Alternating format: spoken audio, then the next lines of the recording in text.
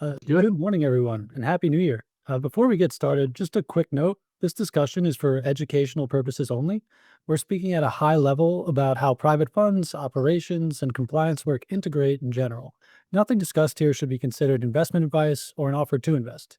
I'm Max Kahn, CEO of Digital Wealth Partners, and today I'm joined by Anthony Dixon, our Director of Fund Operations.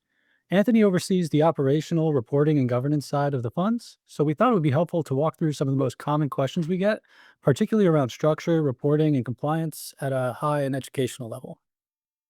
Thanks, Matt. I'm Tony Dixon, Director of Fund Operations at Digital Wealth Partners.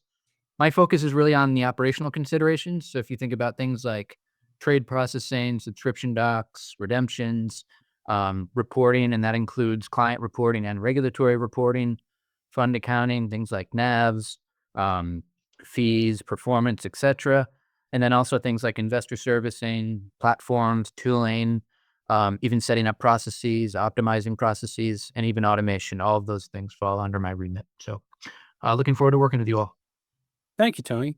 We get questions all the time around fund structure, particularly around Regulation D and public discussion of fund materials.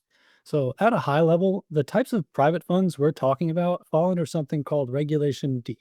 And this is an SEC rule that allows private funds to operate without going through a full public registration as long as they follow specific requirements. So, the funds we manage are private investment vehicles, not public securities, and they're generally designed for investors with a longer term investment horizon rather than people with short term trading goals. Within Regulation D, there are other different structures, and some of them, like 506B funds, do not allow for general solicitation or marketing.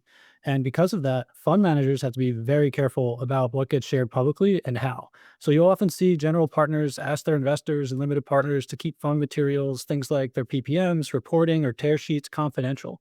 Sharing those materials publicly, especially in open forums, could be viewed by regulators as generous solicitation, and that's something everybody operating that type of fund needs to avoid. That's why in public settings like a podcast or a webinar, we keep the conversation educational and high level. When it comes to specific fund investments or suitability or details, those discussions are meant to happen privately between an investor and their financial or investment advisor. Another big question we get is around reporting timelines. So if you are an existing investor, you may notice that we don't always report each fund at the same month.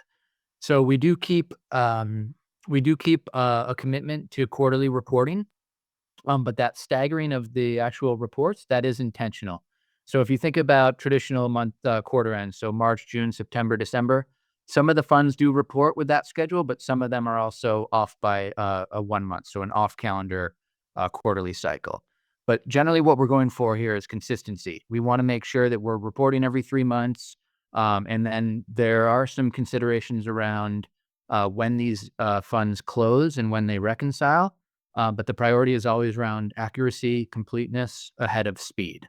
And another thing worth pointing out here, investor statements. So these are generally available 3 weeks after quarter end, and these are published to the client portal. Absolutely. Thank you. Operating private funds, especially in digital assets, requires a lot of infrastructure and independent oversight. We work with a group of highly reputable third party firms, including Securitize as our fund admin, Cole Freeman and Mallon as our legal counsel, State Harbor is our outside compliance team, and Witham is our independent auditor. As we close out the calendar year, we actually have a requirement to provide audited financial statements to all limited partners in these fund vehicles. That audit process is currently underway with Witham and is part of our standard annual governance and reporting obligations. We've intentionally built a lot of compliance rigor into these processes, from audits and administration to legal review and ongoing compliance oversight. It's a meaningful operational lift, but it's something we take very seriously. Another thing people often ask about is how are these investment strategies actually managed?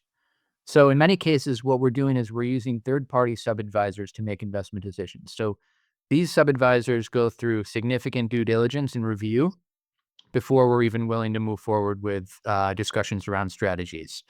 So once we greenlight these sub-advisors, we'll work with them, we'll collaborate on the strategy itself. And then once we agree to a strategy, it'll be the sub-advisor's responsibility to implement the strategy and then maintain it going forward. On our side, the fund manager, what we'll do is we'll monitor and report performance, and then we'll make adjustments as needed. So generally speaking, these strategies, they tend to be automated, systematic, and quant driven. And it's significantly different than if you were to think of a sub advisor just making decisions on certain investments they might like or not like. So it's not like there's someone sitting there and saying, "Hey, I want to buy Bitcoin, I want to sell Bitcoin, I want to buy Solana, sell Solana, etc." Um, so that's worth noting. Another point that's worth noting here is these U.S. regulated private funds, they differ significantly from DeFi protocols. So some DeFi protocols are available to U.S. investors, some are. But these strategies, if you think about things like staking strategies, yield farming, vault strategies, etc., it's really important to know that these strategies, there's not a lot of regulation around them, and there's not a lot of standardization around them either. The DWPM funds, these funds are Reg D private funds, and they operate within a pretty strict framework. So there's a lot of operational and regulatory obligations with these funds. It is more complex, and like Max mentioned, it's a bigger operational lift, but that exists to provide that oversight and that governance. Absolutely. And zooming out, investing in digital assets in any capacity involves meaningful risk. That's true across the entire asset class. That's why suitability and diversification matter so much. So no single strategy should represent someone's entire portfolio. What's appropriate for one client may not be appropriate for another. And those decisions should always be made through direct conversations with a financial and investment advisor who understands the client's goals and individual bespoke risk profile.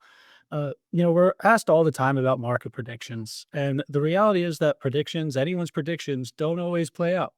When we talk about macro trends or long term views, those are perspectives, not guarantees. And it's important to remember that past performance, whether in this space or any other, is never indicative of future results. Markets change, conditions evolve, and outcomes can differ materially from expectations. At DWP, transparency matters to us, and we're glad to provide whatever information we can to help people feel fully comfortable and informed. We believe everyone should understand not just the opportunities, but also the risks, the structure, and the processes behind these types of investments. We encourage both existing and prospective clients to ask questions and conduct thorough diligence on us and our team is always available to address any concerns directly. Investment decisions should never be made based solely on commentary or forecast or historical outcomes or any one factor.